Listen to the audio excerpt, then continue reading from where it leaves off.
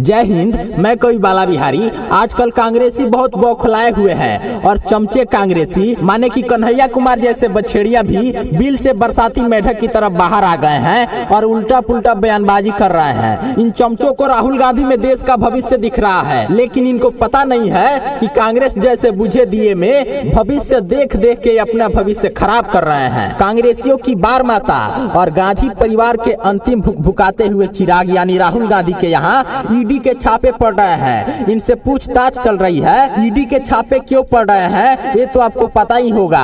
70 साल तक देश को लूटने वाले, गरीबों के खून और हड्डियों को चूस कर काला धन इकट्ठा करने वाले कांग्रेसी इतना इस देश को लूटे हैं कि संपत्ति आज तक पचा नहीं पाए, इसलिए कितना लूटे हो यही पूछताछ ईडी कर रही है। और इसी बौखलाहट में कांग्रेसी सरकार का ध्यान भटकाने के लिए जगह जगह दंगा करा रहे हैं और देश का माहौल खराब कर रहे हैं। और सोनिया गांधी और एंटोनियो माइनो ये सपना देख रही हैं कि कितना जल्दी से जल्दी उनका पुत्र देश का प्रधानमंत्री बन जाए और इन कांग्रेसियों के काले कारनामे छिप जाए। सोनिया जी, ये भारत भूमि है। इस भारत भूमि पर रहने वाले हर प्राणी को अपने कर्मों का फल भुगतना पड़ता है। जवाहर खान नेहरू, इंदिरा गांधी और मोमिना बेगम, राजीव खान गांधी की जो गति हुई है वो सब उनके कर्मों का ही फल था।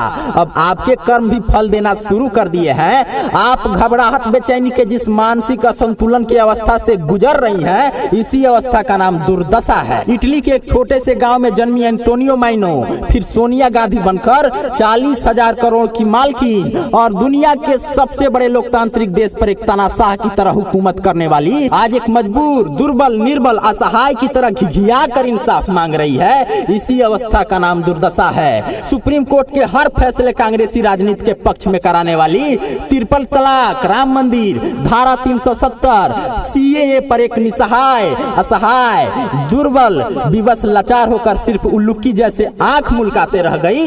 इसी अवस्था का नाम दुर्दशा है। Chief justice of India, CBI chief जैसे गरिमामय पद के पदाधिकारियों को अपने टेबल के ड्रॉल में रखने वाली एंटोनियो माइनो आज ईडी के सामने असहाय की तरह अपने आबरू की भीख मांग रही है। इसी अवस्था का नाम दुर्दशा है। संसद भवन में पूर्व प्रधानमंत्री स्वर्गीय श्री अटल बिहारी वाजपेयी की खिल्ली उड़ाने वाली आज खुद उसके और उसके बेटे का पूरा हिंदुस्तान खिल्ली उड़ा रहा है और एक घायल कबूतरी की तरह टुकुर टुकुर देख रही है। इसी अवस्था का नाम दुर्दशा है। पूरे जीवन सत्य का सत्यानाश करने वाली, सत्य के साथ खिलवाड़ करने वाली, सत्य को पराजित करने वाली आज एक सच नहीं सुन सकती। इसी अवस्था का नाम दुर्दशा है। राजनीतिक निर्लज्जता की सारी हदें पार करने वाली आज खुद की लाज बचाने के लिए कोर्ट का दरवाजा खटखटा रही है। इसी अवस्था का नाम दुर्दशा है। दुनिया के सबसे बड़े लोकतांत्रिक देश हिंदुस्तान को अपने उंगलियों पर नचाने वाली, देश के बड़े बड़े मंत्रियों, अधिकारियों को अपने कदमों में झुकाने वाली सोनिया गांधी और एंटोनियो माइनो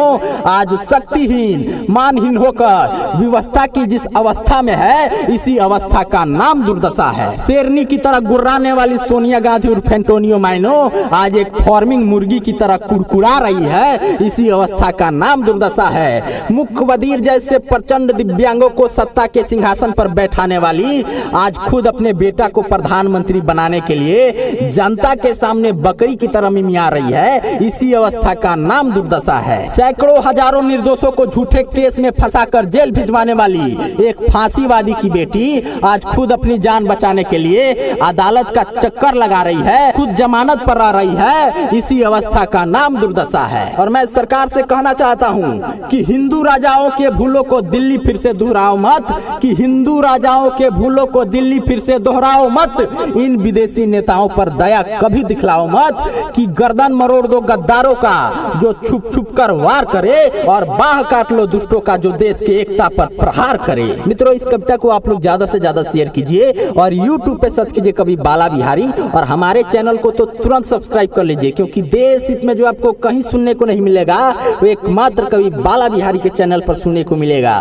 तो बिना देर किए हमारे चैनल को तुरंत सब्सक्राइब कर लीजिए। जय हिंद, जय भारत, जय श्री राम।